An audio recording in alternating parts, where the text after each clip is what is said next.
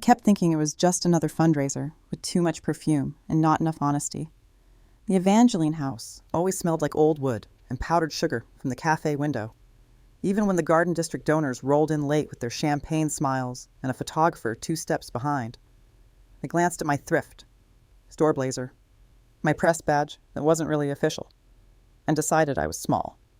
A content girl. One of the security guys even tapped my elbow like I was blocking the good angles.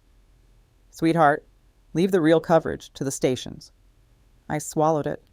That's what you do when your rent is past due, and your last editor ghosted your pitch by typing "interesting" and never answering again.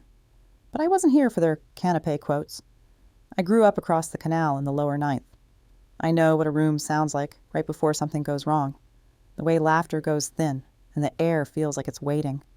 The first flicker started near the stage rig, a shiver in the fairy lights like a bad omen pretending to be pretty. And then the power hiccuped. Somebody joked about NOLA wiring, and the band stalled out mid-standard. A trumpet note left hanging. I smelled it before anyone else did. The sharp, mean bite of something not right. Not just heat, but intention. You don't forget that smell if you've ever waited on a roof after a storm and seen a neighbor's kitchen go up from a tired extension cord. My stomach tightened. I moved toward the back hallway while everybody kept clapping like applause could bully the electricity back on. "Ma'am, guests only backstage," said a woman with a headset and a sugar-coated smile. She looked me up and down like my whole life was a scuff on her floor. I said, "I think we've got a problem near the service panel." She blinked, the smile cracking for a second. And then the rigging popped. Not a cute pop. A punch. The kind that goes through your ribs. Heat lifted. People turned. The headset woman lost her smile first. After that, I did what panic always does here, running in circles and praying for a door. The exit by the side alley jammed fast with sequins and suits. Somebody screamed, high and thin. Not helpful. I pushed into the hallway because another voice cut through everything. "June, Mija." And there was Tia Ramon trying to hobble out with a hand over his mouth. The custodian who kept the floor shining and the kids' art pinned straight. He wears his old saint's cap to everything like it's holy. Smoke clawed low along the ceiling, black and greedy. I threw my scarf over his face and pulled him down and used my phone light to find the service corridor. I kept thinking. Keep it simple.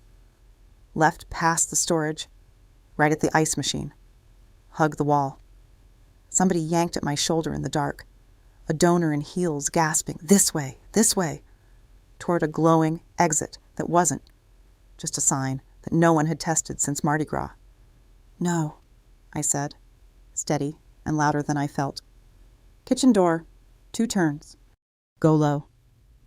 Maybe it was the voice, or maybe it was the way smoke makes everybody equal. But she listened. They followed me like I knew. I did know. Because I pay attention when nobody's watching. And I had mapped this place with my eyes for weeks. When I volunteered at the after-school program. When the lights were honest and there was time to notice where the fire extinguishers lived. What I didn't see coming was the ceiling vent dropping its guts with a cough of flame. The corridor kicked. A sound like a steel drum hit too hard, and Tia's knees buckled. I slid under his arm, felt the weight of a man who worked his whole life fall into me like a history lesson. "June," he wheezed. And it wasn't a plea. It was trust that almost broke me more than the heat. I kept us moving. The kitchen door was there, and then the panic tide came the other way, people pushing back from it, shouting that the handle was hot. The alley was choking with smoke. I could feel the room tilting towards stampede. I don't love being the one who yells, but I also don't love funerals. "Stop pushing," I barked, hearing my mother's hurricane voice come out of my throat. One line, hands on the person in front. Breathe through fabric, not air. Somebody snorted. Who put her in charge? And I almost laughed, because it's always that guy, sweaty, loud, allergic to direction. I ignored him and locked eyes with a busser who couldn't be more than 19. "You, hold this door, count to 5, open on my call, we're going to pulse it." He nodded like soldiers do in movies. He did it like he'd done hard things before, and the room obeyed the math of calm. Then the front doors blew, and the music stands went over like dominoes. The smoke thickened, mean and close. I felt something grab the back of my jacket, and for one wild second, thought it was the headset lady, come to drag me to a safer demographic. But the grip was too sure, too practiced. He moved past me without a word, tall and clean, even in chaos. Coat already streaked with soot, eyes that didn't flinch. I knew his face from headlines and whispers. Lucien Marchand, the name people spit or pray depending on whether their rent was due or their cousin needed a job on the river. I'd spent months watching his name move through public records and rumors. And there he was. Not a rumor at all. Cutting through heat like it owed him money. "Take him," I said, and tried to push Tia into his arms, but Lucien shook his head once and put his shoulder under the older man, while his other hand lifted a fallen beam just enough for a trapped woman to crawl free. He didn't look heroic. He looked angry, at physics, at negligence, at whoever thought fire was a message instead of a weapon. Somebody tried to tell him to get out. He didn't even hear it. Or he did, and decided it wasn't his problem. But then everything turned so fast. The busser miscounted because a bottle shattered somewhere, and the door pulled open too soon, and the alley sneezed a sheet of heat at us. People flinched. Lucien's voice cut clean. "On me. Now." It wasn't loud. It was final. Bodies reorganized around that tone, like iron filings around a magnet. He shifted Tia to me for a second, stripped off his coat, wrapped the woman's burned hands, then gave the busser a nod like respect. Not charity. I kept thinking, who taught him that? Who teaches a man with that last name to be useful instead of theatrical? The headset woman reappeared, eyes wide, her lipstick gone wrong. She opened her mouth, maybe to apologize or to reestablish whatever ladder she lived on, and then choked on smoke. I didn't gloat. Maybe a little, I said. "Help the folks in heels. Cut the straps if you have to." She did, hands shaking, and I watched $100 of leather die for a clean step, and I will not lie, it felt exactly fair. We pulsed the door again. This time the alley gave us rain, hard. Sudden Gulf rain, that steam. Cleaned the worst air and made everything smell like wet rope. People poured into it, stumbling, crying, blessed. My lungs burned. My eyes had that glass. In them feeling. Lucien's hand landed on my shoulder just enough to tell my legs they could quit. "You good?" he asked, like we'd met 100 times. I almost said something sharp because I was wired hot, and that's how I get when I'm scared. But then Tia leaned into me and wheezed. "Mija, he listens." Like that was the miracle tonight, not the rain. We crossed the threshold. Me, Tia, one more woman whose mascara had traveled, and the sky opened all the way. Sirens came late the way they do when the street grid forgets how to be a grid. News vans tried to smell the angle. A cop I recognized from other scenes looked straight through me like I was a chair. It stung. It always stings. I kept thinking I'd earned eye contact. Then Lucien handed Tia to the EMTs with a soft, "He's a priority." The medic looked up, registered the face, and didn't argue. Lucien turned back toward the heat, like the building had personally insulted him. "Don't," I said, because the word jumped out before permission. He studied me, not the way men do when they're deciding if you're pretty, but the way leaders do when they're deciding if your words are useful. "There's still one backstage," I said. "Singer. Her dressing room door sticks." He nodded once, as if I'd just filed a report, and stepped into the steam, into the orange. I wanted to tell him the stupid things. Be careful. Don't be stupid. I'm not done being mad at you. But my throat picked sirens instead of sentences. He disappeared into the dark that glowed, and I stood there in the rain, ash on my tongue, thinking this city loves its sinners as long as they come bearing exits. And maybe that's not noble, but it's honest. I thought he wouldn't come back, because that's the story people tell about men like him. They only show up when the cameras do. But the camera guy had slipped in a puddle, and his lens was trash. And Lucien returned anyway, carrying the singer who couldn't stop apologizing to the universe for existing. He didn't look at me when he passed. He looked at the doorway like it had dared. The headset woman saw him and started crying for real. Ugly and wet. None of it staged. I didn't say, "I told you so." I finished counting heads with the busser, like we had practiced this our whole lives. When the count landed right, something in my chest unclenched. I kept thinking I wanted to go home and wash the smell out of my hair. Instead, I took my notebook out with shaking hands and wrote down what mattered. Who held the door? Who cut the straps? Who went back in when it was already enough? I didn't write his name. Not yet. I wrote the weather and the sound of the trumpet note that never came back. And under that, small and stubborn, I wrote the word intentional, because I knew this wasn't bad wiring. This was a message sent to the wrong people, and I was going to answer it. They called it protective custody, which is a nice way to say everyone thinks you'll get snatched if you go home. The rain hadn't even stopped steaming off the pavement when Elias Dupre showed up with 2 SUVs and the kind of face that's been tired a long time. He said my name like he'd practiced it.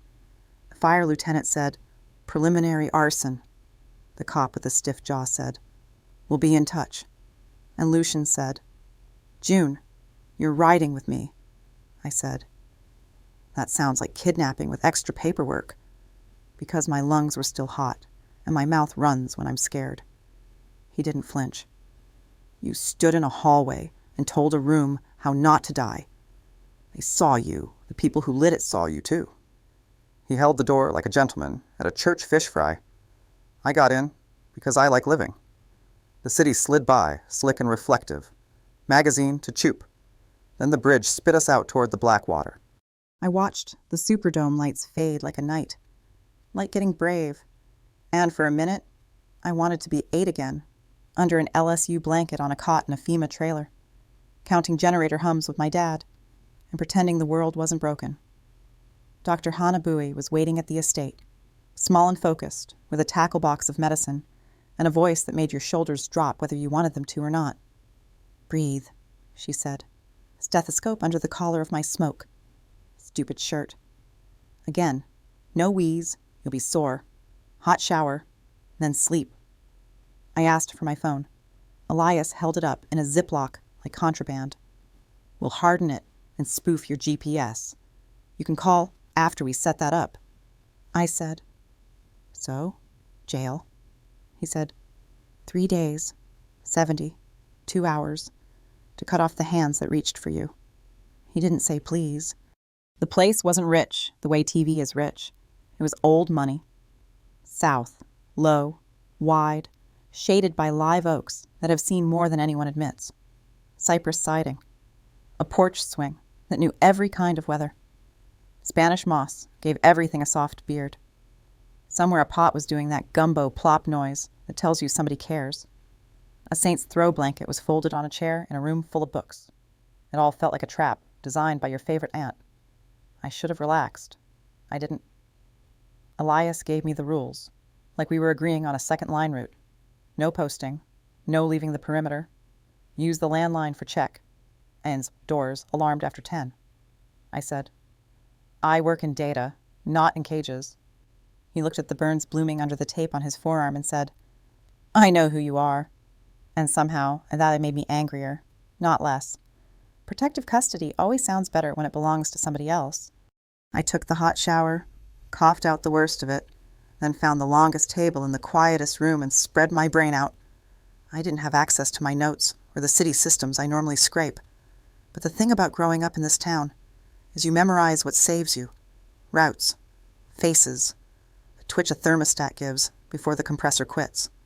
I started with time. 7:42. The band cut. 7:43. The fairy lights flickered. 7:44. That hard pop from the rig. The door to the kitchen felt like a skillet at 7:46. I drew the floor plan from memory on a yellow legal pad, marked where smoke hugged the ceiling first, where it got mean. I wrote down, exit sign glowed but didn't lead. Jalen, busser, counted to 5, needs thanks. And front doors blue from pressure, why? Then I called the hospital on the landline like somebody's aunt and asked the nurse for the room with the saint's cap. Tia Ramon sounded like gravel soaked in tea. "Mija," he rasped. "I'm fine. Stop the face." And I could feel my eyebrows making trouble through the phone. "What do you remember?" I asked. He didn't give me poetry. He gave me truth. "Smelled like the boat shed," he said. "Not kitchen oil, that sharp diesel taste. And the day before, the delivery boy brought detergent in a drum with letters I don't know. Not English. Bird with 2 heads on his wrist." He coughed. "He put it in the storage by the ice machine. My pen did that for scratch my teachers hated. The bird with 2 heads is an old flag I'd seen on message boards. I shouldn't admit I read. Balkan pride slicked over bad business. "Gracias," I said. And he said, "Go eat." Like I was still the kid he scolded for skipping lunch at the after-school program. I ate gumbo at the kitchen island with a spoon that felt exactly like being loved. Heavy and chipped. The cook, a woman with a cross tattoo behind her ear and a wedding ring that had seen shifts, didn't ask questions. She slid Tabasco my way like a handshake. "You got folks?" she said. "A friend," I said. "She'll worry."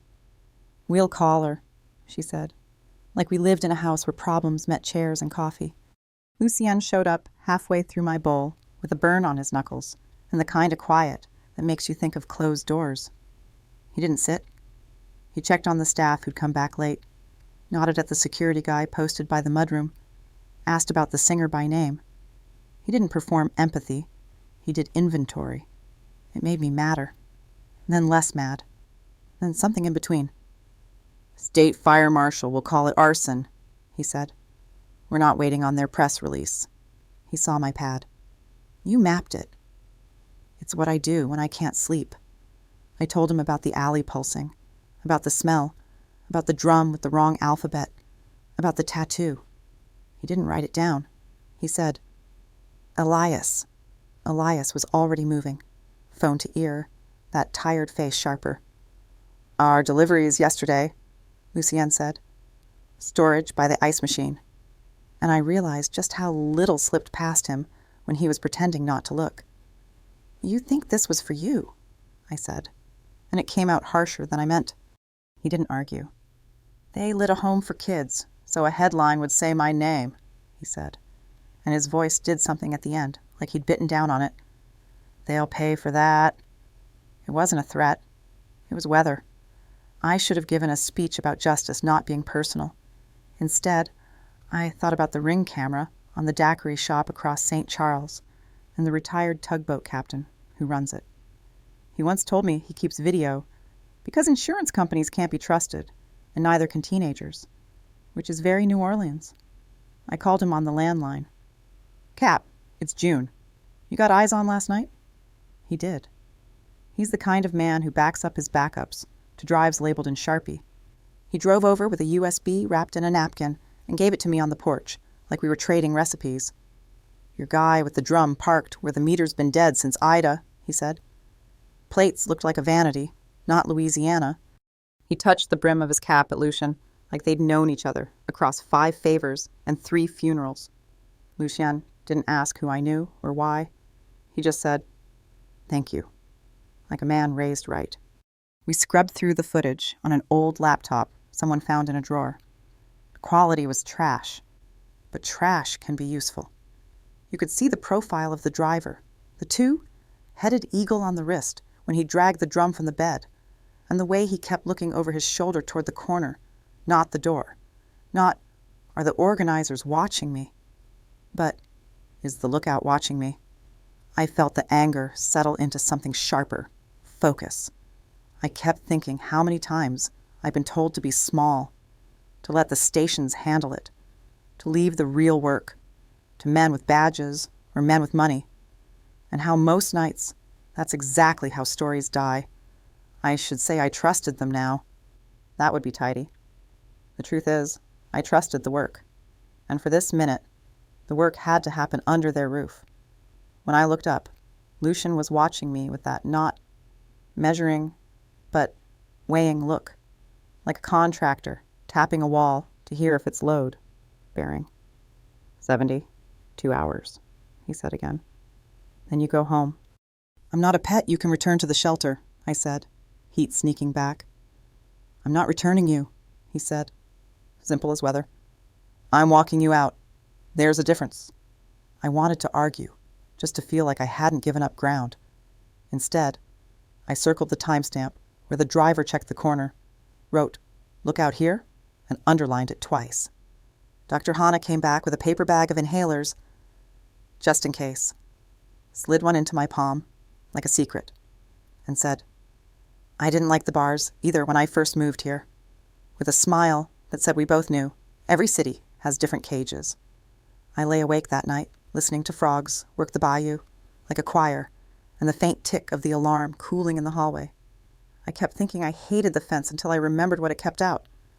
It didn't feel like surrender. It felt like choosing the fight big enough to matter. By noon, the feeds had my face. Not the glossy feeds people brag about, the ones with blue checks and curated outrage, but the grubby group chats where bad ideas get traded like baseball cards, screenshots from a burner, a still from a camera that shouldn't have seen that deep into the hallway, me kneeling on a security guard's chest, pressing a towel with both hands while smoke crawled under the exit sign. Elias slid an old Android across the table with the screen brightness low like it could burn us. They're circulating that, he said. Caption says, hallway girl is Marchand's leverage. Somebody replied with a 2, headed eagle, and a dollar sign. Somebody else dropped a neighborhood where my apartment lived like a dare. My stomach did that elevator dive thing, but I didn't show it. The thing about growing up here is you learn early not to give the room your fear for free. Lucien showed up out of nowhere, like he owed the house rent. No knock, no throat clear, just in the doorway reading the air. He didn't sit. Who are you, besides June Navarro? He asked. Quiet enough to be worse than loud. I had 3 lies ready. I've always had 3 lies ready. I swallowed them like aspirin without water. I was tired of being small. I'm Rook, I said, and the room changed temperature. Elias didn't blink, which told me he'd suspected. Lucien didn't move, which told me he'd hoped I wasn't. Define that, he said, because men like him don't accept monologues. They demand exhibits. So I gave him exhibits. I pulled the legal pad I'd been murdering and flipped to clean. LaTrac entries last quarter, I said. 15 emergency maintenance contracts for port. Adjacent warehouses awarded to 3 new LLCs, Pelican Vista Logistics, Magnolia Wash Supply, Red Stick Harbor Services, all registered to P.O. boxes in Metairie. Pelican Vista's incorporator is a woman who also runs a nail salon out in Kenner. She's clean on paper, but her brother, Dritton Cola, shows up on old ICE rosters and a couple Balkan forums with that same eagle you see here. I tapped the phone with my pen. Magnolia Wash Supply bills, Evangeline House for detergent disposal, 2 days before the fire. Their driver parks where the meter's dead since Ida. 2 hours later, he buys a king cake at the shop next door with a debit card that traces back to a bank in Houston used by Red Stick Harbor Services. That's not sloppy.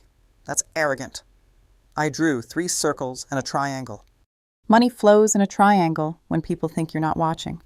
City dollars to Magnolia. Magnolia to Red Stick under consulting. Red Stick to a shell for a cop's security retainer. Mercer Protective Consulting. I let that hang. Elias's jaw did a tiny tighten. Lucien's face stayed weather. Detective Mercer, he said. The one who shows up first when we don't call? The same, I said. I flagged him back when he rubber stamped a warehouse variance for a cousin's HVAC company that doesn't own a truck. He keeps bad books. Bad books sing if you ask the right questions. He wanted to be angry. I could feel it, like humidity before rain, but he kept it holstered. Why didn't you tell me the first night? He asked. Because you don't hand strangers your name if you plan on living long enough to use it, I said, and that was the clean version. The messy version is my dad died mopping up someone else's flood, and the city sent a check that bounced twice. So I learned to put my faith in ledgers, not promises. I kept going. The drum with the wrong alphabet? That's not random. That's a calling card for people who want you to know who lit the match without writing their name on the wall. The lookout stood on the northwest corner. He checks right before the unload. There's a gap in the ring of cameras at that angle, because the daiquiri shop lens points high. If we pull CBP Form 3461 filings for the week, arrival notices, carrier codes, we can tie which containers landed at Napoleon Avenue, who picked them up, and where they diverted. You don't need a warrant for board minutes and weight discrepancies. You need patience and coffee. I said it like a dare. He studied me like a contractor tapping a wall. You've been doing this alone, he said. Mostly, I said. Sometimes my friend Sarah brings donuts and tells me to blink. The landline rang like it remembered the 90s. The cook yelled from the doorway. For you, baby, sounds like the river. I took it, because I love the river, even when it lies. June? It's May, the voice said. That gravel.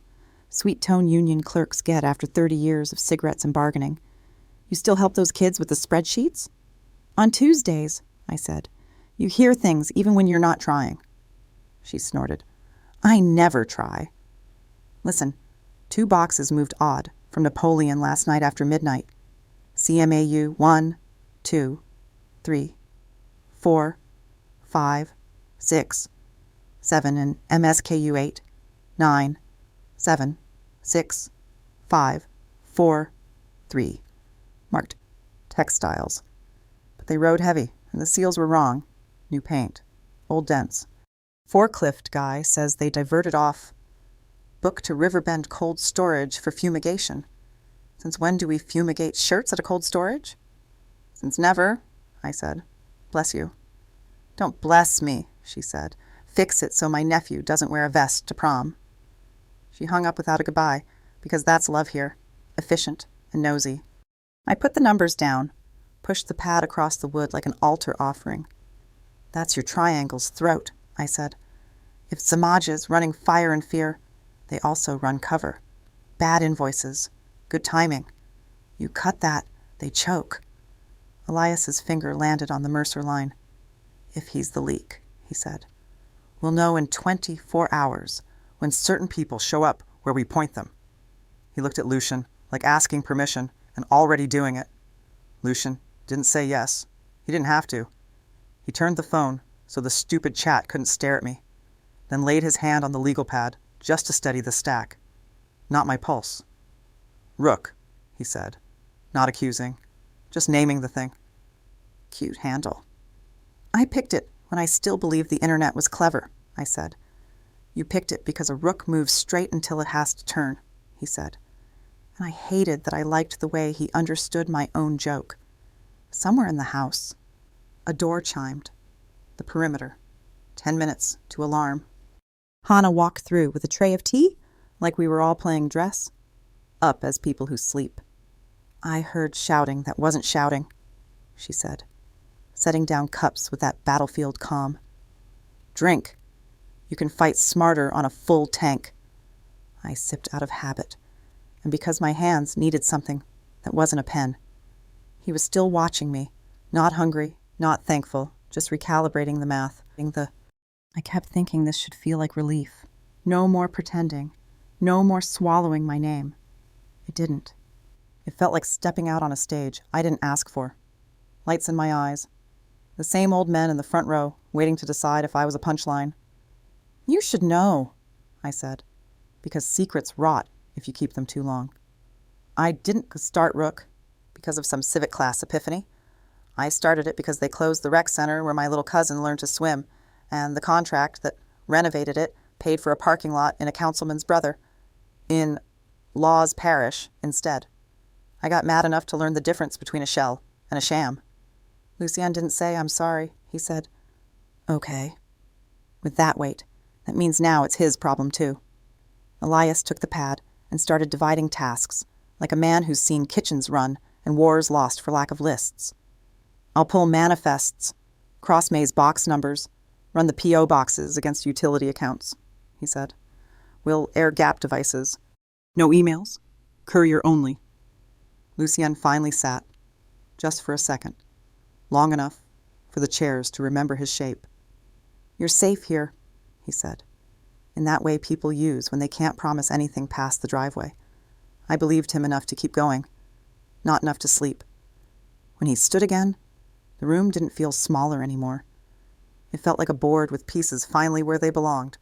And me, annoying, stubborn, not fancy, holding a rook I was done apologizing for. The attack came stupid, quiet the way bad things do out past the city. No car screech, just the AC dying mid. Breath, and the bayou going still like somebody hit mute. And then the first crack rolled across the water and the hallway glass shivered. I was up before my brain caught up. Floor, crawling on instinct, while the porch sensors coughed and failed. And somewhere down the south corridor, a man yelled the kind of sound that yanks you out of yourself. Lucian hit my doorway with the back of his hand, eyes already in that flat place. "Stay low," and was gone before the word finished. So I did the one thing I knew I could do that wasn't screaming. I moved. The smell wasn't fire this time. It was damp earth and gun oil and the sour bite of a smoke canister rolling under a table. And when I rounded the bend by the mudroom, Deshawn, the guard who'd shown me how to work the old percolator, was on his back, with his hand pressed high on his own thigh, shocked at how fast blood finds daylight. Whispering, "It's okay." Like his leg could hear him, I dropped, ripped my belt out like an idiot magician, and he said, "Don't tourniquet wrong or I lose the leg," which is a heck of a coaching note to get at 2 a.m., and the radio on his chest spat doctor. Hannah's voice like a metronome. 2 inches above the wound. Wide band. Don't twist. Pack with pressure. I'm en route. And my hands did what hers told them to do. Not because I'm brave, but because instructions feel like a rope when the floor tilts. Shots cracked from the veranda, then nearer at the south entry. Men barking position in a mix of English and Louisiana French. Someone saying, "Breach left." Somebody else swearing about the generator that wouldn't kick. And in between the noise, my brain kept tracking the house like a heat map. Cameras tied to the gate controller. Controller tied to that dumb little local box I'd peeked at after dinner, because rich people never change default passwords. I told Deshawn not to be a hero, and he actually laughed, which scared me more than the gunfire. Then I crawled to the console table where Elias keeps his pile of bills, and plugged his backup laptop into the LAN like a raccoon. Prayed the subnet hadn't changed since yesterday, and hit the gate relay for the service pasture, the one the crew uses to bring in feed when deliveries run late. The monitor blinked like a Christmas light, and 3 beats later, the south camera caught our guys sliding out the dark gap into the cane like ghosts, while the shooters aimed the wrong way. It wasn't a movie flank. It was messy and low and fast. And I swear I've never loved the sound of gravel under boots more. Somebody tossed a flash, and the world hiccuped white. Deshawn gripped my wrist so hard my ring bit. And then it went weirdly quiet, except for the frogs daring to sing again, and that high whine in my ears that says your body doesn't know where to file the last 5 minutes. The quiet didn't last. A different kind of yell tore the veranda open. Not panic. Impact. I'm hit. I'm hit. And when they dragged Rory in, just Rory from Plaquemines, with the crawfish tattoo he was embarrassed about. His shirt was slick, and he was trying to make a joke about bleeding on the good rug, because 23-year old men do that even when they're dying. Hannah knelt without a word, and the room turned into a clinic. Plastic torn with her teeth. Hands moving with that calm you only get from 1,000 bad nights. And for a second, I believed pure competence could bully death. It couldn't. She said his name twice, the way you say it when you're giving somebody permission to go. And Lucian stood there with his jaw clenched wrong and his gun still in his hand, and something in his face that made me understand the difference between power and control. When it was done, Elias took the radio and started counting heads, because lists are how some men hold themselves together. And I went back to Deshawn and kept pressure like we'd promised, until the bleeding stopped arguing. Dawn came mean and gray and made the bullet holes honest, and the kitchen smelled like burned coffee and copper, and the cook set out paper cups and a foil pan of something sweet, because Southern women weaponize sugar when there are no words, by 8. The sheriff's office had learned how to ignore a driveway again, and Lucian asked me, quiet, polite, to ride with him gently, because somebody had to say the thing that helps and hurts in equal measure. I kept thinking I should stay, that I didn't belong in that car. But then I remembered every time a woman answered a door for me, when I was reporting and told me the truth anyway. And I went, and the house had a plastic fleur de lis on the porch light, and a stack of plastic chairs in the yard like a party that never got cleaned up. And Rory's mama opened the door wearing a robe in the face of every mother I've ever met here, suspicious of mornings and men in dark coats.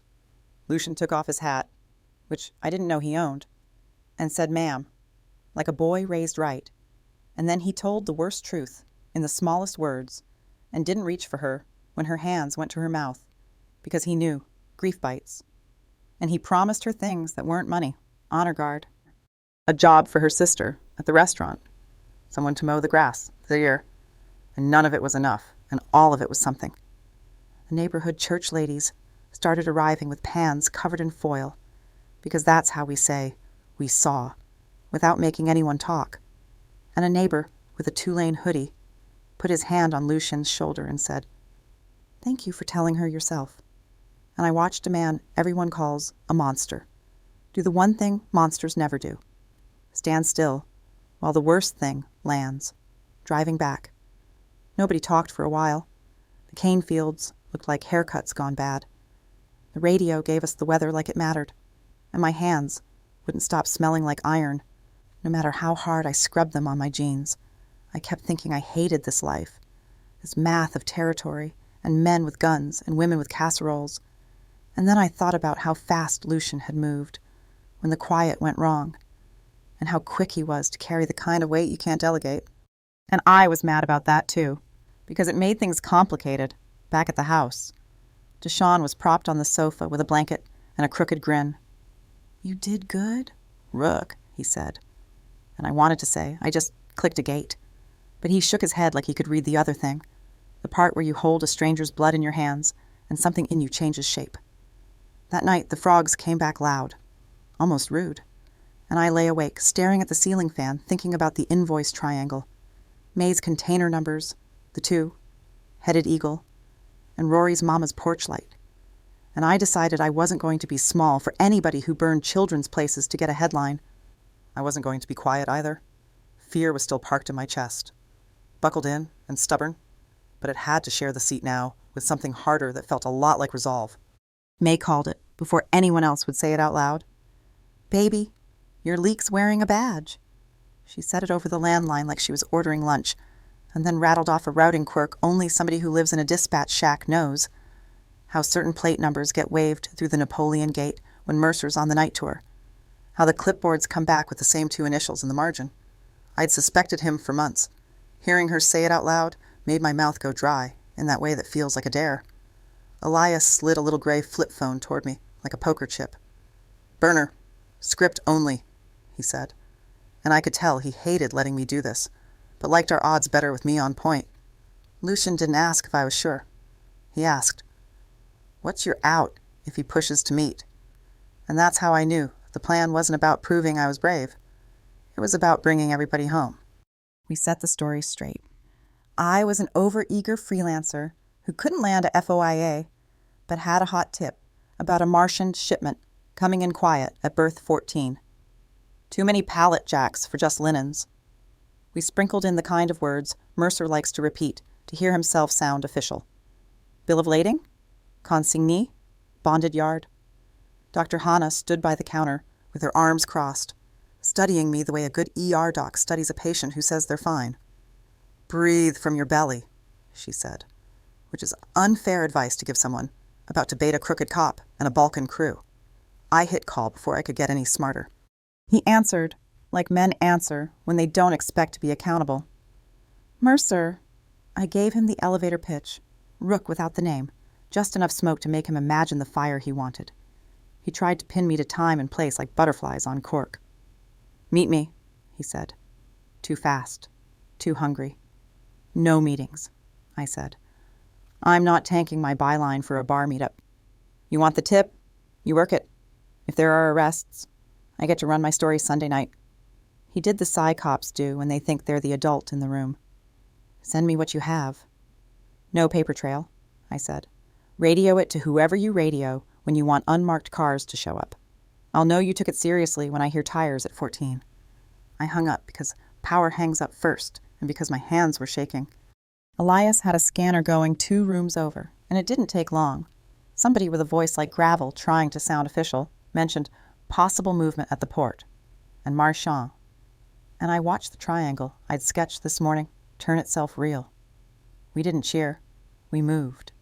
The command van wasn't Hollywood. It was a catering van that had seen a lot of wedding gumbo, with 2 monitors bungeed to a metal shelf and a folding table that bit your thighs. Elias drove. I sat shotgun with the burner in my lap and May on speed dial. Rain did that New Orleans thing, where it can't decide if it wants to spritz or baptize. Lucian's team rolled separate. 4 men I knew, by first names and shoes, quiet and squared away, heading not to Berth 14, where every hungry pair of eyes would be, but to the rail spur behind Riverbend Cold, where textiles don't get fumigated. We parked 2 blocks out by a chain, link fence that's lost every fight it's ever been in, and I kept my eyes on the split screen, 1 camera on the port gate we'd fed them, the other on the cold storage loading dock, where May's numbers said the real story slept. The scanner popped. NOPB chatter about unusual activity at France Road. Then a burst of Albanian over a kid's walkie frequency. Then the kind of silence that means men are taking positions. Elias's voice dropped an octave. "We're green," he said into his mic. Not theatrical, just choosing the next breath for everyone. The 8 minutes felt like a lifetime I didn't apply for. You learn a lot about yourself in 8 minutes. You learn if you pray or count. I counted, because numbers don't judge. First minute, our guys ghosted the fence cut we'd found last week when the groundskeeper complained about stray dogs. Second minute, a light by the loading dock blew like someone kissed the filament too hard. And a silhouette, with the wrong kind of confidence, adjusted an earpiece. Third, May texted the make of a panel van she swore she saw in the port lot, and the same make rolled past the dock slow. Fourth, Elias squeezed my knee once without looking because I'd stopped breathing like a person. Fifth, the comms coughed, "Contact," and the screen went jittery as a shoulder cam caught a flash of duct, taped bricks inside a linens crate. Sixth, 2 hostiles down, one trying to get cute behind a forklift. I heard Lucien say, "No collateral," like a promise to a ghost. Seventh, a muffled pop that might have been the world ending if Dr. Hanna hadn't already warned me about breaching charges and how they sound worse than they are. Eighth, "Package secure," someone said, and I didn't realize I was crying until Elias handed me a paper towel the cook uses for donuts. The scanner announced units spinning to berth 14, where there was nothing but seagulls, and a man in a yellow vest wondering why Tuesday got so busy. It should have felt like a clean win. It didn't. Not yet. Lucien's hit came through too calm. The kind of calm that makes your blood run hot because it means somebody is trying not to scare you. Through and through, right shoulder. He's ambulatory. I didn't ask for permission. I slammed the van door and ran, which is stupid and exactly what I did. Rain made everything shine wrong. Blacktop, puddles, my fear. They pulled up tight to the corner of the block, and when he stepped out, he looked like he'd lost a fight with a staple gun. Shirt torn, bandage blooming, eyes steady like a level. "It's fine," he said, and I said, "That word means nothing here," and reached for him because my hands had been waiting all night to do something besides shake. Dr. Hanna shouldered in with a kit like a saint with scissors, but for one beat I got to touch his face and check for blood that wasn't there. And he let me, which is how you know somebody understands what gets a person through a night. He said, "Everyone's safe." Like that was the invoice he cared about, and something in me gave way. The rain started for real then, lazy fat drops that turned into a sheet, and the parking lot lights haloed the moment so corny I would make fun of it if it didn't feel like oxygen. I kissed him, not because I'm impulsive, because we'd just moved a mountain with a legal pad and a lie, and he was bleeding and breathing and looking at me like I wasn't small. It wasn't pretty. Rain in our mouths, the taste of copper. Elias pretending to check a radio that didn't need checking, but it was honest. And when he broke it to let Dr. Hannah rip open more gauze, we both laughed once, shocked at ourselves like kids. "We still have Mercer," I said, "because it's never over in this town." And Lucien nodded, wincing. One triangle at a time. And I thought, yeah, that's how you do it. Cut throats where the money moves. Hold the line where the people live. And take the good thing that shows up in the rain without apologizing for wanting it. Mercer figured out the port was a decoy before sunrise. He called the burner 3 times and let it ring out like he was the one doing me a favor. Then sent a text that read, "Cute stunt. Sources get messy when they play cop." That's the kind of line a man uses when he wants you to feel small enough to fit in his pocket. Elias powered the phone down and slid it into a coffee can full of rice like we were putting a goldfish to sleep. "We go dark," he said. "If he's mad, he's sloppy. Sloppy gets loud." I nodded, but my brain was still standing in that parking lot with rain in my mouth and copper in my teeth and Lucien saying everyone was safe, like it was the only math that mattered. The high wore off quick.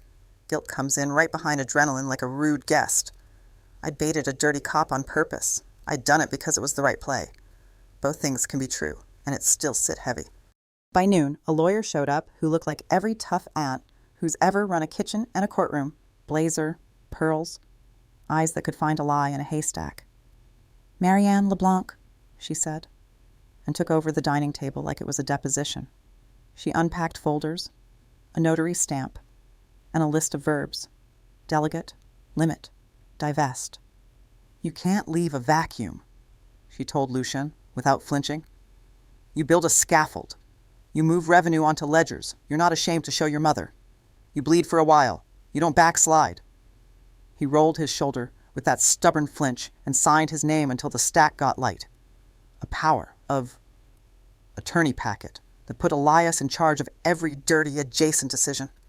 A 2-year wind. Down plan that read like a diet you hate but need. No new protection agreements. Terminate cash skims in 90 days. Move muscle into payroll at restaurants and the logistics company. Independent audits every quarter with Marianne holding the chain. It wasn't a TV speech. It was paperwork. Paperwork is how the world changes, even when no one claps. The house was quiet, the way places get when something real has shifted. Guys who normally lean on door frames to look big stood straight because being casual felt wrong. Deshawn hobbled in on crutches to sign his own new contract, light duty and dispatch until the leg forgave him, then full benefits. He grinned at me and said, "Look at us, HR," and I laughed because if I didn't, I might cry. In the kitchen, the cook wrapped me a shrimp po' boy for bravery, which is a very Louisiana way to say, "I saw your hands shake and I love you anyway." Dr. Hannah kept handing out water bottles like prescriptions. Even the bayou seemed to approve. The frogs were loud again, rude as ever.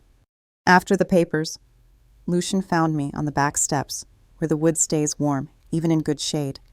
He didn't sit too close. He didn't reach for me. It felt like church anyway. "Elias will handle what I used to," he said. "If somebody wants a fight, they get me at a desk with books open, not at a door with a gun." He looked past the oaks to the water where everything you throw comes back, changed. "And you?" he asked. "What do you do when the night stops yelling?"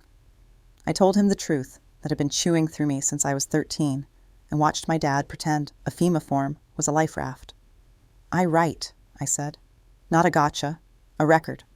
What happens to a neighborhood when systems fail and men like you step in? Where it helps, where it hurts. How to get people off the hook without pretending hooks don't exist." I watched him brace for a betrayal that wasn't coming. No names, no romance, no fairy tale, but I won't flatten it to make strangers feel superior. He nodded, like a man who hates nuance, but will live with it. "There's one more thing," he said. And I knew, before he said it. "For a while, we don't see each other." He didn't make it noble. "You need your work unpolluted. I need to keep my word about not dragging you through my ghosts." I wanted to argue, to say the rain figured it out for us, to say I was tired of choosing the hard good.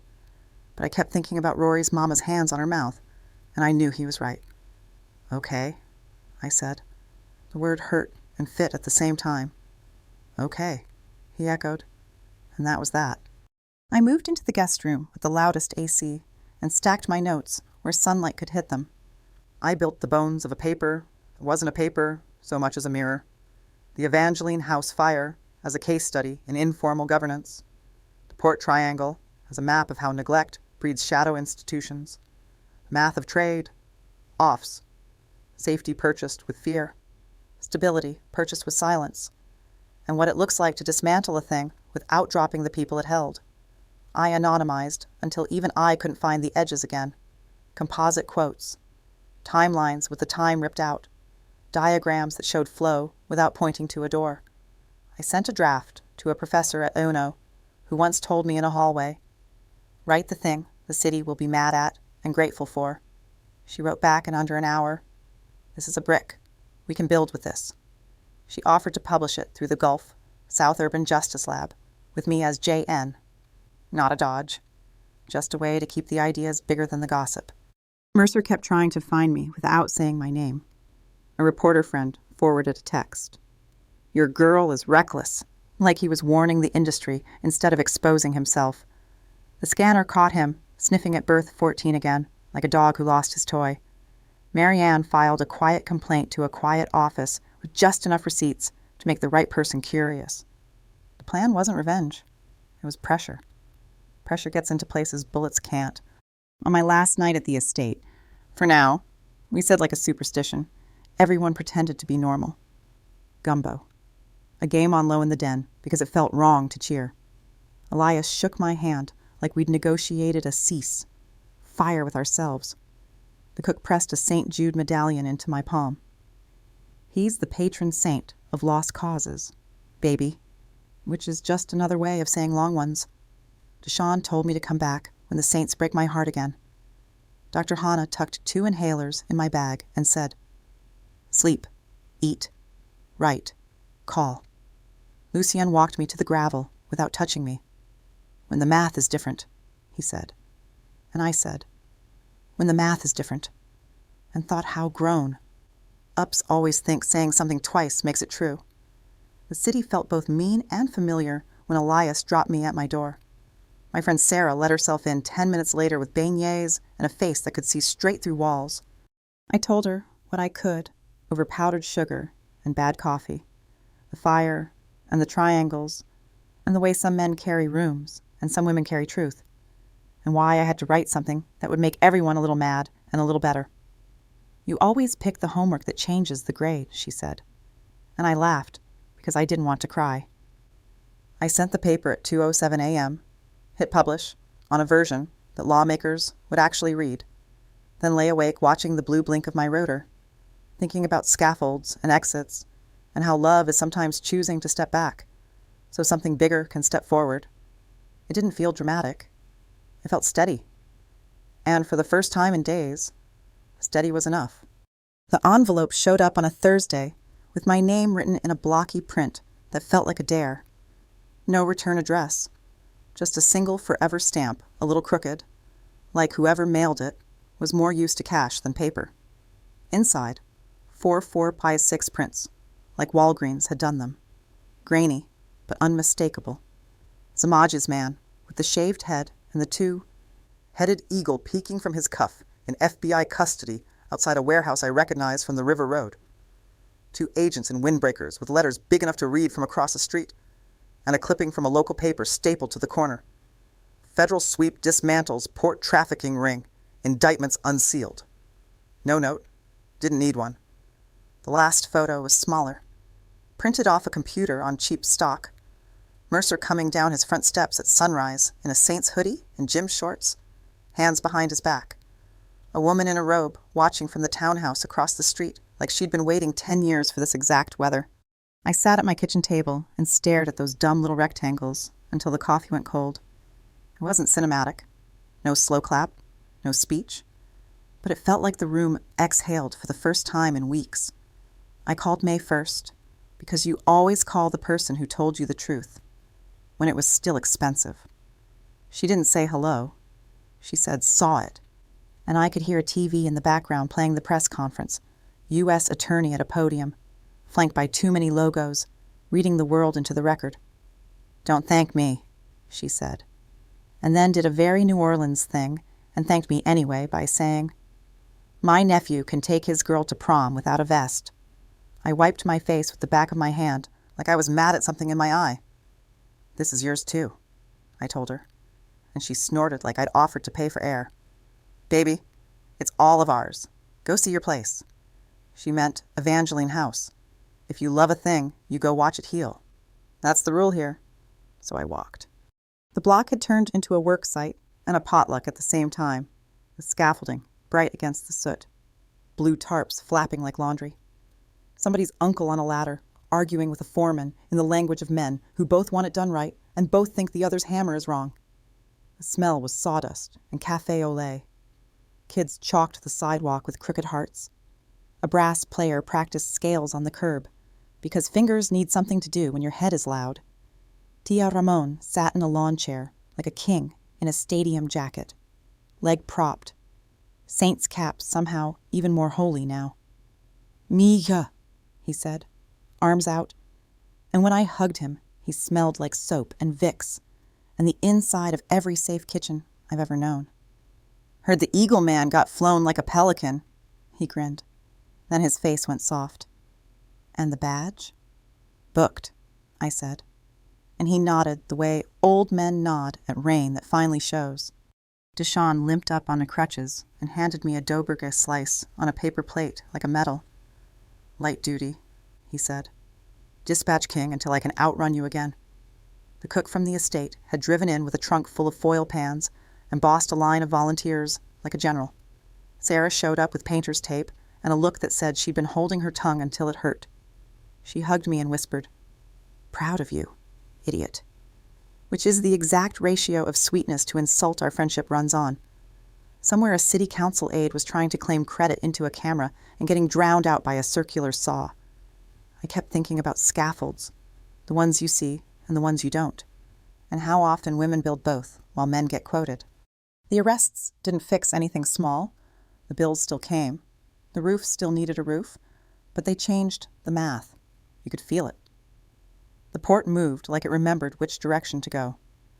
An assistant U.S. attorney emailed my professor the way cautious people do, asking for any publicly available analysis on contractor networks in the Gulf South, and my paper got attached to a training deck for investigators with my name scraped off and replaced with JN, which felt right.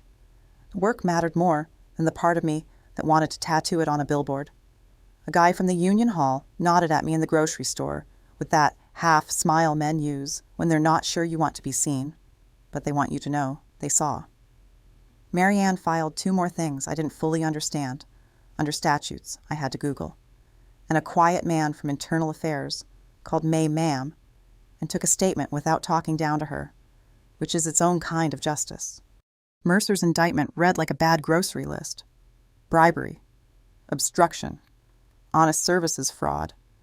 And I didn't feel triumphant so much as clean, like somebody finally scrubbed a stain you'd given up on noticing. The Zamaj charges had words that make your stomach turn: trafficking, coercion, conspiracy, and the press conference gave credit to a task force with 6 names. None of ours. That was fine, we knew. That night, the Evangeline crowd held a little party. Just jambalaya and styrofoam and folding chairs and kids running like dogs off leash. No speeches. Somebody started a second line down the block, and it lasted half a song before everyone laughed at themselves because the beat was wrong and the street was torn up. But for a minute there were feathers in the air anyway, and the kind of joy that shows up even when invited by grief. A boy who takes trumpet at the center asked if the place would open on time, and Tia said, "Before, because we're stubborn." And everyone believed him, because he's never been wrong about stubborn. I stood by the plywood, where the new door would be, and thought about the little photos on my table. How violence had tried to make itself the story and lost to paperwork and patience and people who refused to shut up. My phone buzzed once. An unknown number with a single line. 1 triangle down. No name. Didn't need one. I didn't text back, Because some kinds of thank yous live better unsent. I walked home slow, through a city that keeps failing and fixing itself in the same breath. And for the first time in a long time, the air felt light. Not because the fight was over, but because the right people were finally carrying the right parts. I slept with the window cracked, and when the frogs got loud, I didn't mind. It was one of those Gulf winter days that can't make up its mind. Wind knifey, sky low enough to touch. The kind of cold front TV people call a wintry mix, so they don't have to admit it might actually snow in New Orleans. I sat by the window at a little cafe across from Evangeline House with a notebook I didn't need and a coffee I kept forgetting to drink. The scaffolding had gotten taller. Someone had chalked a crooked heart on the plywood and written, "See you soon," in bubble letters. A kid I recognized from the after. School program, practiced. Scales on a dented trumpet under a saint's beanie, stubborn against the wind. The door chimed, and I knew before I looked. He doesn't enter rooms, so much as adjust them. Lucien shrugged out of a dark coat, hair damp from mist, bandage long gone, but the shoulder still carried careful. He asked, "Seat taken?" Like we were strangers, and sat when I shook my head. The barista clocked him, blinked once, and poured him a black coffee without being asked. "The way you do.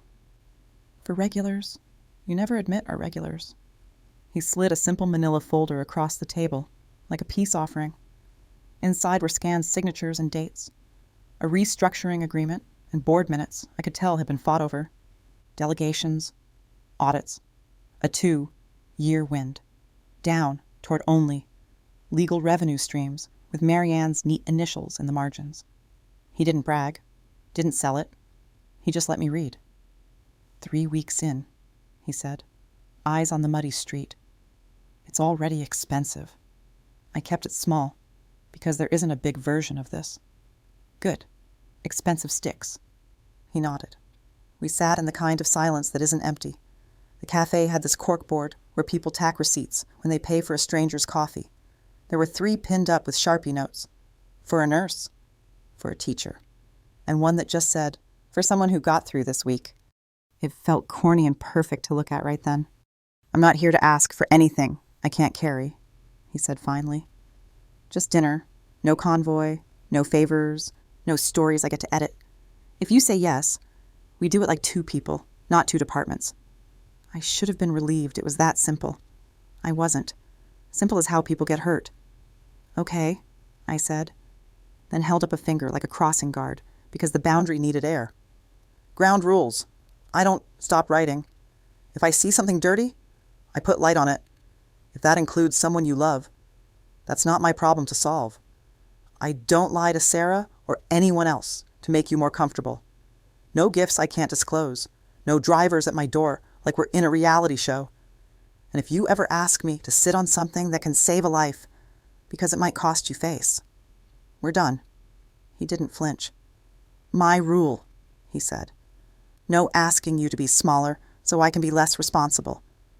No showing up at your place after midnight because I'm bad at lonely. No sneaking a guy onto your block to keep an eye on things. If there's danger, I say it out loud. If there's not, I leave you alone." He pulled a cheap flip phone from his pocket, the kind a teenager would roast, and set it between us. "Personal," he added. "Not the one with a handler listening. I had to fight my own worst habits to buy this stupid thing." I laughed because I needed to. The kid outside flubbed a note, swore, and tried again. Very New Orleans to cuss at your instrument.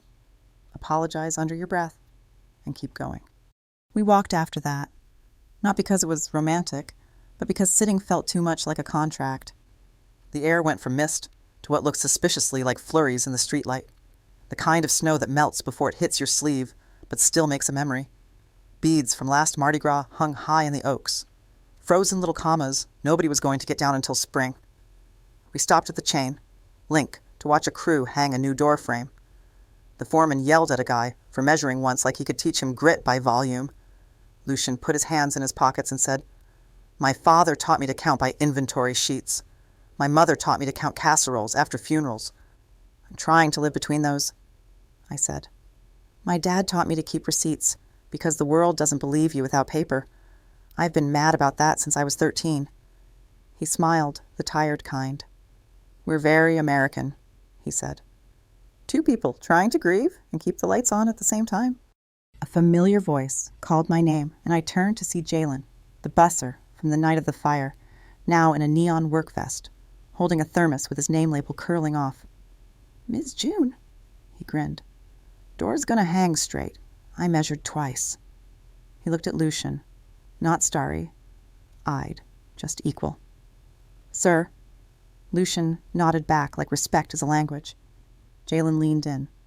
"Boss told me the thing you did with the hallway saved lives. Thanks."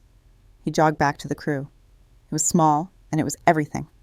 We circled the block so he could walk me back toward the trolley. He kept a half step of space, like the air between us was a promise he was determined not to break. "What do we tell people?" he asked. "That we are getting dinner," I said. "If they ask why, we say we're hungry." He huffed a laugh, then got serious. "If I mess this up," he said, "I want to mess it up trying too hard, not hiding." I told him the truth. "I've been learning the stupid hard way. We'll mess it up a little either way. The point is, we don't lie, and we don't pretend consequences aren't real." A streetcar clanged half a block over, like it was nodding along. My phone buzzed. "Sarah." "You good? It's flurrying. The city might cancel being a city." I texted back, "I'm with someone. Dinner soon. No secrets." 3 dots. Then, "Proud of you, idiot." The flurries made little halos in the streetlight, pretending we were somewhere that understands winter. At the corner, he stopped like the sidewalk had drawn a chalk line. "Tomorrow?" he asked. "Not if tomorrow needs you," I said. "Soon," he amended, and the word felt right, because hope is better when it doesn't try to be a schedule. He reached out like he might touch my sleeve, then didn't, and I liked that he didn't. "Thank you for not staying gone," I said, which is as close to "I missed you" as I could get without making it heavy. He smiled for real, not the public one. "Thank you for making me earn this." He handed me the dumb flip phone and a wrinkled paper with a handwritten address. His favorite little restaurant where the owner calls everybody baby, and the fried oyster salad could fix a bad mood. I slid both into my pocket like they wasn't breakable. We split at the light. He walked back toward the Oaks, head down against the wind. A man learning to live in daylight. I headed for the trolley, cheeks stinging. The city doing that thing it does, where it feels brand, new and older than sin at the same time. I kept thinking about how we love here, loud and messy and stubborn, and how sometimes the bravest thing isn't running into a burning room. It's agreeing to show up on a Tuesday for dinner with your worst habits left at the door. The snow didn't stick, but the feeling did.